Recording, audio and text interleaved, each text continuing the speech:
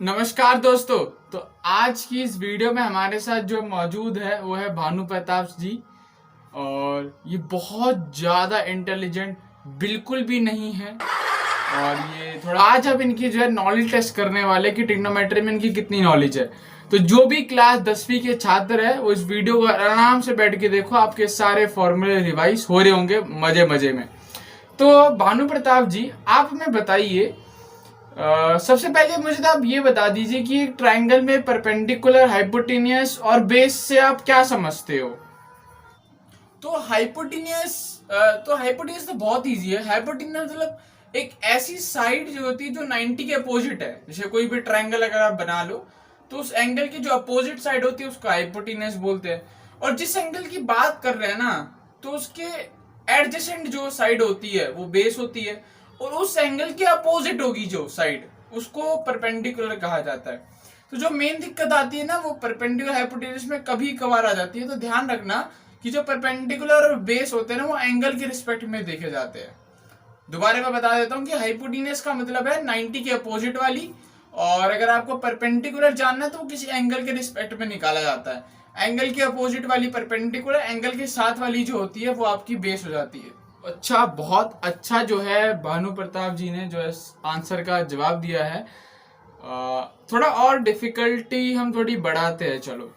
तो अब आपने ट्रिग्नोमेट्रिक रेशियोज के बारे में पढ़ा होगा कि जो साइन थीटा होता है वो परपेंडिकुलर अपॉन हाइपोटेनियस होता है ना। तो आप हमें बताइए कि ऐसे ऐसे ही बताइए कि कॉस थीटा, टेन थीटा ये सब क्या होता है।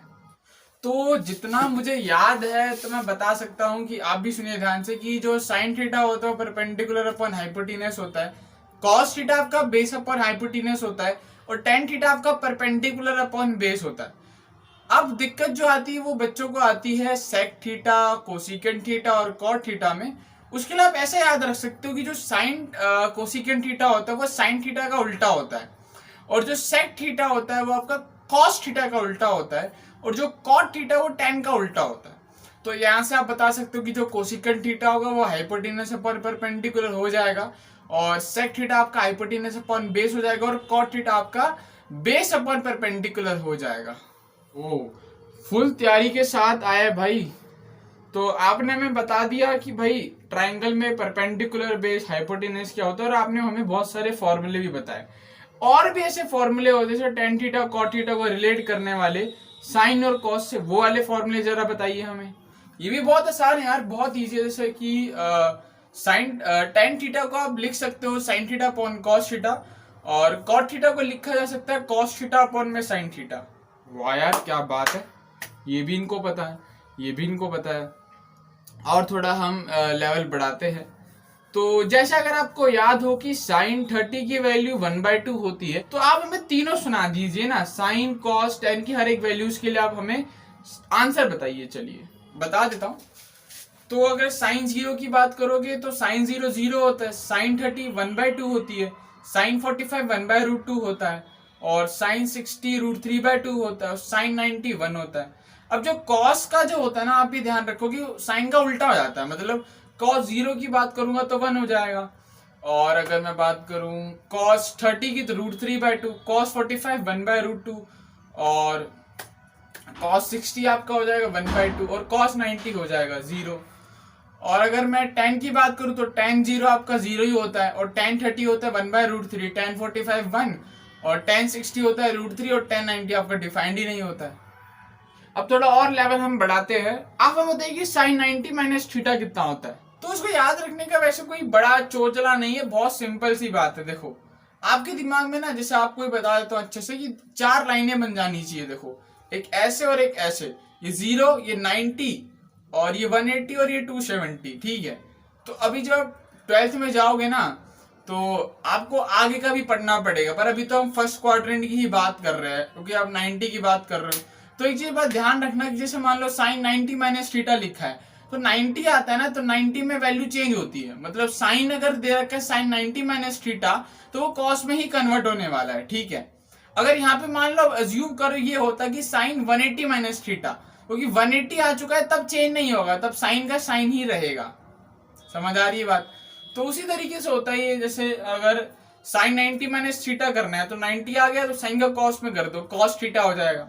अब 90 माइनस थीटा करोगे तो फर्स्ट क्वाड्रेंट में आ रहा है। अब ट्रिक होती है कि फर्स्ट में जो है सारे पॉजिटिव होते तो प्लस साइन थीटा आंसर रहेगा। और अगर कॉस 90 माइनस थीटा कोई पूछता तो क्योंकि कॉस में 90 माइनस थीटा लिखा है तो 90 करंट कॉस जो है साइन में कन्वर्ट हो जाएगा, और क्योंकि 90 माइनस थीटा मतलब फर्स्ट क्वाड्रेंट की बात हो रही है तो वो पॉजिटिव ही रहेगा। तो अगर मैं 10th क्लास के, अगर आप 10th क्लास में, तो आप, मैं आपको साफ साफ बता सकता हूँ कि इसको आप डायरेक्टली याद रख लो अभी तो, पर 12th में आपको और अच्छे से बताया जाता है, ठीक है।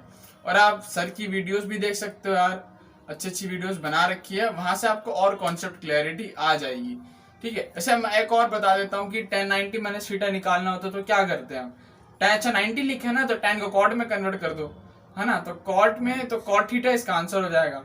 अगर कोसिकेट में 90 माइनस थीटा लिखा है तो सेक थीटा, सेक में 90 माइनस थीटा तो कोसिकेंट थीटा हो जाएगा। सिंपल होता है बहुत। अब हमें ये बताइए कि कुछ ऐसे फॉर्मूले बताइए जो अगर बच्चे को याद ना हो क्लास 10 की ट्रिग्नोमेट्री में तो उसका पिटना तय है।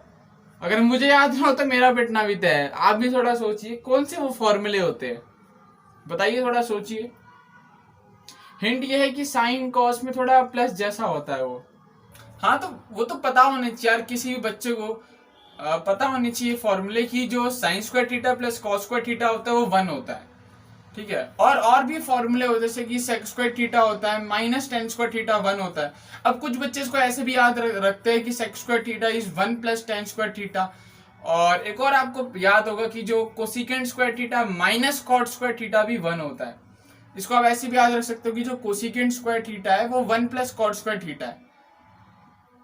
बढ़िया। तो एक मैं आपको अपनी तरफ से टिप दे देता हूँ यार, एज अ सीनियर, कि ट्रिग्नोमेट्री में आपको ना फॉर्मूले पे बहुत अच्छे से फोकस करना है, ठीक है। फॉर्मूले अगर आपको अच्छे से याद हो तो आप हर एक सवाल उड़ा सकते हो, ठीक है। और प्रैक्टिस की, और कॉन्सेप्ट अगर उतने क्लियर नहीं है तो करो, क्लियर करो। तो गाइस हमारे सारे फॉर्मूले रिवाइज हो चुके हैं ट्रिग्नोमेट्री के। होप करता हूँ यार आपको थोड़ा अच्छा लगा हो। ये मैंने एक नया इनिशिएटिव निकाला जिससे कि हम फॉर्मूले अच्छे से याद कर सकते हैं। थोड़ा फनी बनाने की कोशिश करी है हमने, और वैसे इन डिटेल लेक्चर तो आ ही रहे हैं।